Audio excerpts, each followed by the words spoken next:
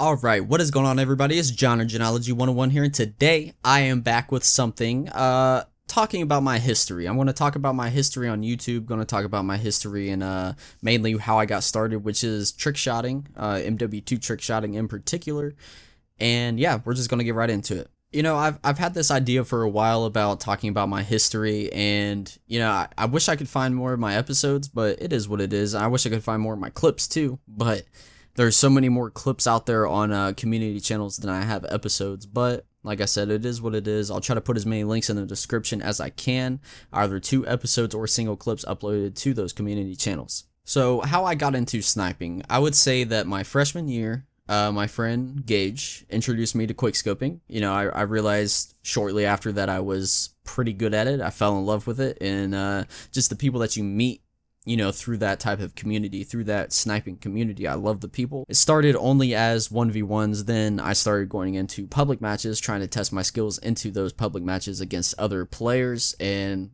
you know, not to be cocky, I realized that I had a natural, like, knack for it. Around this time, I was introduced to YouTube, not YouTube in general, but the sniping portion of YouTube.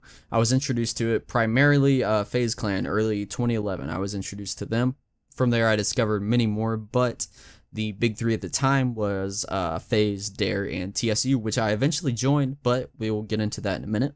Eventually, sniping and the desire to record, I guess, kind of took over my personal life. I'll admit it, my freshman year, I didn't have too many friends, and it took over, and I was completely okay with that, and I'm still completely okay with that. I feel like you know, everything happens for a reason. I wouldn't be the person I am today if I didn't have the past that I have, so it was a very easy, you know, acceptance of this sort of escape. So jumping forward, getting into YouTube, actually getting into it, my mom ended up buying me, you know, my first PVR, my first, you know, 1080p Full HD TV, 32-inch Vizio. Yeah, I have to shout them out because even to this day I still use that brand. And she also got me a laptop. I started making videos and random clips, and soon was recognized by clans. These clans, you know, smaller clans at the time. I think my first clan ever was Royal, where I was Royal Blades. But then shortly after, you know, some actually big known clans started recognizing me.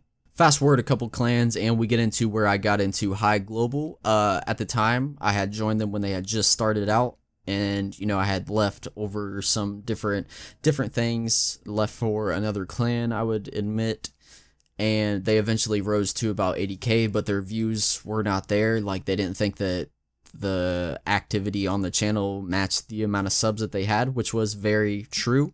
You know, big clans like FaZe and Dare were taking from them, and they were, you know, had 80k subs, getting around like 5k views a video. They just weren't motivated, and eventually the leader ended up selling the channel, I think, or just quitting in general, and which is understandable. I don't know, not necessarily that you should be entitled to it, but just the fact that these big known clans were taking from them, taking their team members from them, you know, that just shows that they have some skill, and, you know, their feedback just didn't match it. So yeah, fast forward past High, I got into Toon, which was another big clan at the time, then DM, which was another one at the time. Those were kind of the smaller tier below TSU, but above just your normal average clan. But then I got into TSU, Trickshot United, which was my biggest accomplishment on there, on MW2 Trickshotting in general, my biggest accomplishment, because they were, you know, you saw those 3 as the big 3. They were the bottom of the tier, but they were in that group, the big 3, before Soar and even Obey came in. They were up there. So right when I joined, after I had 2 episodes up on TSU, the channel had eventually got hacked, which was very unmotivating. You know, after I worked so hard to get into this big clan, you know, the channel got hacked, and they turned it into a community channel. Nobody knew what had happened. We wasn't able to really get the message out, and then before you know it, all these fake TSU clans started popping up, ruined the name completely. So I quit YouTube for a while, but by the time I had the urge to record again, the COD community just wasn't in the same place that I had been, you know, previously, and I had no desire to record COD, though I still kept up with my favorite YouTubers. We're going to fast forward to 2018. The same friend that introduced me to quickscoping in 2011 introduced me to R6 during Operation Health. For those of you that don't know, R6 is Rainbow Six Siege, and Operation Health was the fixer, quote unquote. I found out that I was pretty good at it, and that made me just motivated to grind and become even better. That's when I thought about making YouTube videos. By this time, I had a job and could afford all the equipment by myself, so I purchased it all and started recording.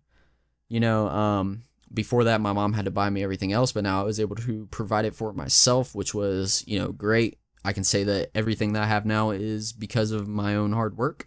And about 4 months ago, I had bought a PC, never played mouse and keyboard, but was immediately hooked just by the fact that I had a natural knack for mouse and keyboard. Not to be cocky again, but I feel like I got it pretty easily, or at least got it way, way, way faster than I thought I would. And, you know, from here, there is a notion that console diamond is copper, or PC on copper. Copper on PC, I mean, my bad. You know, it's pretty ironic that I was Plat 2 on console, Plat 2, Plat 3, never really made it past Plat 2, and then now I'm Plat 3 on console both seasons I've been playing, so I just want to give that notion a little bit of discredit that notion a little bit, just because of that. Like, I don't think that console players are bad at all. I don't think that mouse and keyboard is any better. I think that mouse and keyboard is at an advantage, but since you're playing with other mouse and keyboard players, I feel like it's balanced. You can't say that they are really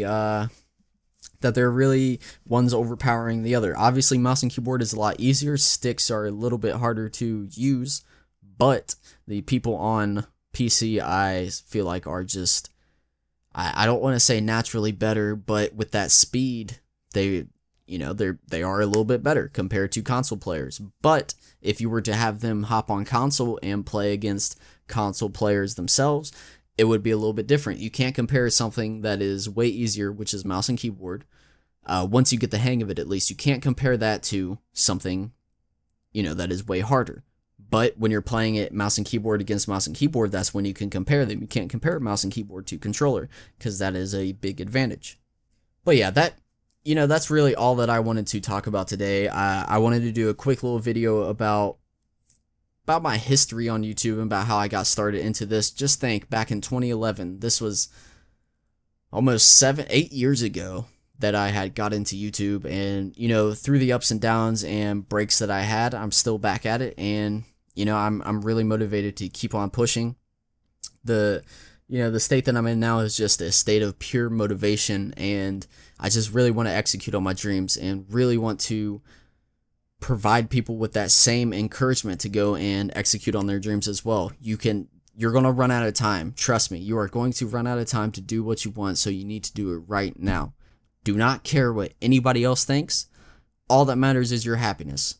All that matters. Nobody else's opinion matters in this subject. When you're talking about your dreams, nobody else's opinion matters.